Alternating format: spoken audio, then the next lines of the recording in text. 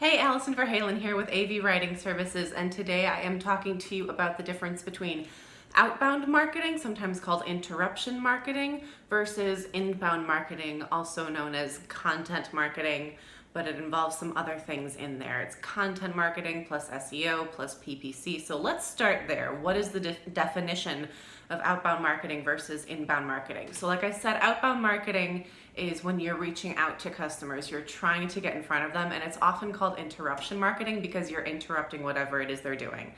An advertisement on television, for example, is interrupting their TV program to show them an ad. You get ads on the radio. If you're doing sales calls for your business, that's an interruption because you're interrupting whatever they're doing to talk on the phone with them about whatever. Sometimes mass emails can be considered, if it's not a newsletter, but just like a cold email or a cold call would absolutely be considered outbound marketing. You are identifying your targets and you're not waiting for them to come to you, you are going out and getting them. Inbound marketing, on the other hand, like I said, it's SEO, it's PPC, it's all, PPC by the way is pay-per-click for those of you who don't know the lingo. Sorry, I just sometimes forget that not everyone knows my jargon. So it's that kind of stuff that you're doing online. Blogging is inbound marketing. Any content that you put on your website is inbound marketing because you are trying to attract people to come to your website. You are, instead of going out to them, you are trying to bring them into you. So it is inbound marketing. So I saw an article the other day that was talking about they called it out with the old and in with the new, the old being outbound marketing and inbound marketing, and it kind of made the case that outbound marketing is dead, which I had to question because everyone says that blogging is dead and content marketing is dead, and that is clearly not the case. So in order to be more fair about this, I wanted to really take a look at the pros and cons of all of them because I've done all of them. I've done the sales calls, I've done the cold emails. Obviously, I do content marketing for myself as well as for my clients. So they all have their pros and cons. So let's start with outbound marketing and its pros. First and foremost so inbound marketing relies on people who are searching for you, especially that SEO aspect. Even the PPC aspect, to an extent, relies on people searching for something in order for you to get your content in front of them, whether you're paying to get the content in front of them or whether you just are rocking the SEO world and you've really targeted a good keyword and you happen to rank on the first page of Google or whatever for that keyword. That's only the people who know to look for you. I sent a cold email once to a client that I had for a while and it ended up being very lucrative, and they didn't even know to look for me. They had no idea that content marketing was a thing, had not even considered outsourcing their blogging to someone else. So that's a client that I never would have gotten from inbound marketing because they didn't know to look. So that's one advantage of outbound marketing, is you can reach out to those people who you've identified would be a good client for you who don't know that they need your products or services. So that's one pro to outbound marketing. Another pro is it's immediate, right? You send that email or you make the call or you put up the ad and people take the call to action right away. If they don't take the action right away, chances are they're never going to, right? So you have to make it really immediate and make them feel that pain point so that they take action right away. So that's one benefit, is that it's immediate. If it worked or if it didn't work, you know right away what the results are from that outbound marketing strategy. And another pro to outbound marketing, especially sales calls, this really applies only to sales calls, is that you can handle objections in the moment, right? If you're on the phone with someone and they say, yeah, that would be great, but I just can't afford it, or I don't think it works, or whatever their excuses are, you can handle them in the moment. You can and absolutely should have an FAQ page on your website that handles all the objections that you've heard. That only handles the objections that you've heard or the ones that you can think of. There might be other objections out there that you've never even considered, and even if you have something to overcome that objection, you can only overcome it if you know about it. So that's another advantage to sales calls in particular, is that you can make your case regardless and overcome those objections instead of having them go looking for that FAQ page, because a lot of the times if they land on another page of your website and they think, yeah, that would be great, but I don't think it's really for me, they're going to take that objection at face value and just click away. They're not going to look for answers to overcome the objections that they already have, their excuses for not hiring you or buying your products or services. So those are the pros. The downside to interrupted marketing messages is, one, people have gotten really good at ignoring outbound marketing messages or the interruption. We ignore the interruptions. I personally, when I'm watching TV and I come across the ads, I mute them and I usually go do something else. A lot of people are turning more and more to streaming services that don't have ads at all. Netflix and Amazon don't have ads. Hulu has an ad-free option. You've got the streaming services, streaming music and radio. A lot of them have a lot of ad-free options. So they're just opting out of all that, right? And I personally don't answer the phone if it's not a number that's in my contact list. If they leave a voicemail and it's someone I want to talk to, then I'll go ahead and call them back. But so many times it's just a robocall. So I don't even bother picking it up. If it's someone that I really want to talk to, they'll leave a voicemail. So again, with emails, a lot of people delete them without even reading them. So it's getting more and more difficult to get in front of your target audience, and you're paying all this money, right, to get in front of them, which is the other con that it leads right into that, is that it's really expensive. You can pay a lot of money to get in front of someone once. And if they take the call to action, great. And if they don't, you got to pay more money to try and get in front of them again. And the cost varies depending on the kind of outbound marketing you're doing. Sales calls and cold emails are obviously the easiest and the most cost-effective options, but you're still investing a lot of time and energy into creating the cold emails, sending them out, identifying your target audience, seeing who's a good prospect before you email them or reach out and call them, or both. I've heard some people call someone on the phone, and if they don't get them right away, they'll send a follow-up email. So that's an option, and that's the cheapest option, but you're still investing a lot of time into that, and time is money, especially when you're a small business owner.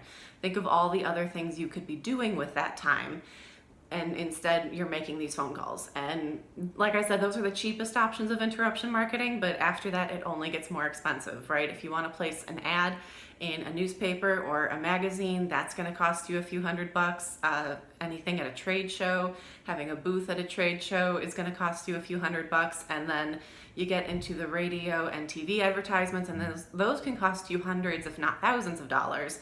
And that's before production costs, right? That's just to place the ad. Then you have to actually hire actors and writers and directors and get all the equipment that you need to produce the advertisement. So it's a huge investment of time and money. And again, you're only getting in front of them once. If you want to get in front of them again, you have to pay all that money all over again. So really consider what it is that, where your money is best spent. So moving on to inbound marketing, again, one of the biggest pros is that it is cost effective. You put up your content on your website. Even if you're hiring a professional like me to create your content for you, it's still an investment in your business, but it's much more cost effective, and the return on investment tends to be much higher because this is the second pro. Your leads tend to be higher quality leads. These are people who are actively looking for you instead of someone maybe you're reaching out to and you identify them as a potential lead and they're not interested, or they already have someone, or whatever their excuse is, and that's just if you reach them. Whereas the people who come to your website got there because there was something that you were doing, something that you were putting out into the world that they were like, yes, I am interested in that. I do want to learn more about that. Or maybe they heard about something and they're like, is there a solution that I have to this problem? Is there something I can do about this? So they're going out and they're actively looking for information. At the very least, they're looking for information. That's if they're in the earlier stages of the buyer journey. If they're in the later stages of the buyer journey, maybe they are looking to hire someone or to buy a product about it. And in that case, your sales page better be optimized and have those keywords.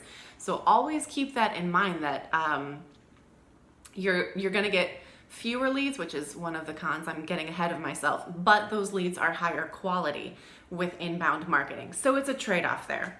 So it's more cost effective and you get higher quality leads and you build higher trust and credibility with that, right? If you send someone a cold email or a phone call and they've never heard of you before, they don't know who you are, it's gonna take more work to try and convince them that they really want to work with you. Whereas if they get to your website and they see you've got all this content and they read your blog posts and they get to know not only your business, but they get to know about you as a person, and you get that buy-in from them.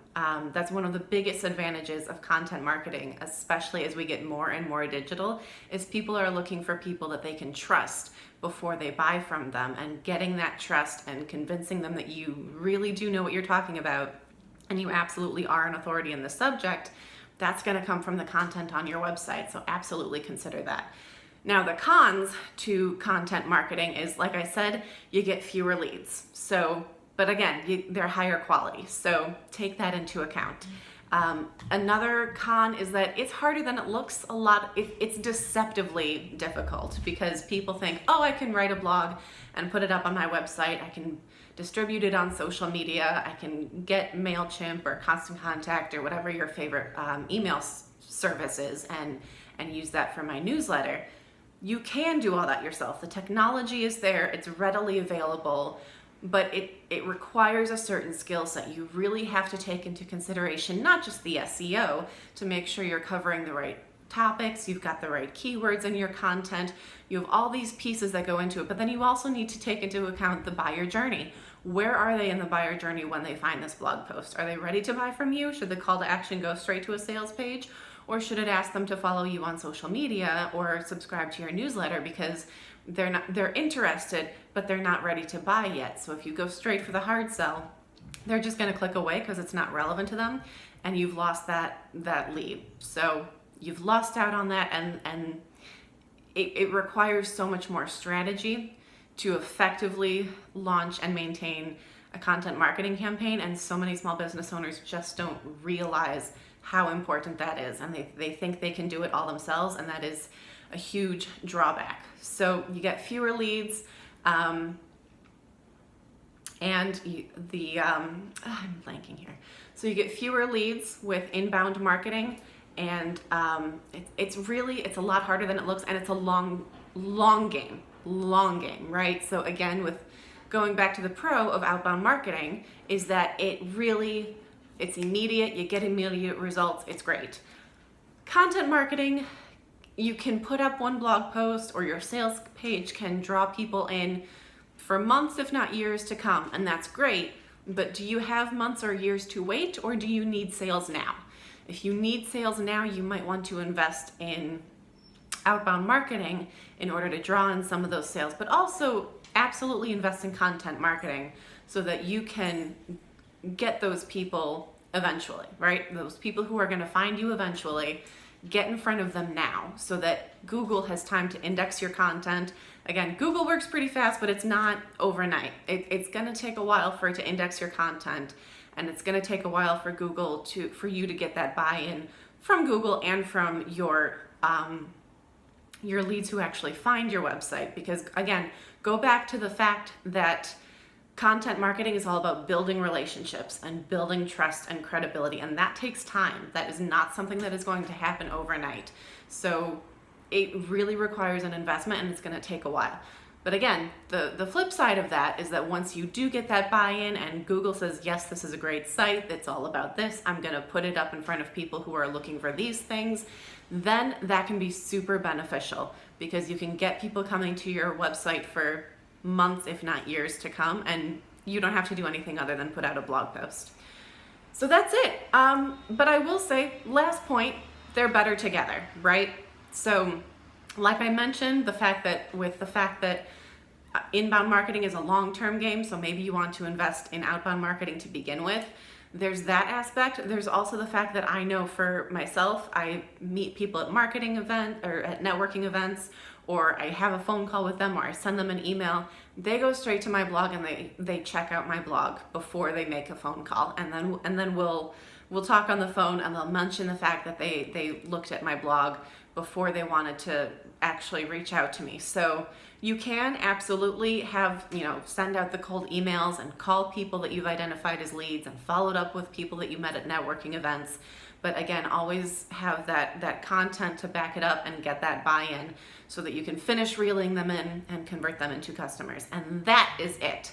That is everything I have to say about outbound versus inbound marketing. If you have any other questions, you can find me at avwritingservices.com. If you want to reach out to me directly, you can do that at info@avwritingservices.com. That's it. Have a great week and happy marketing.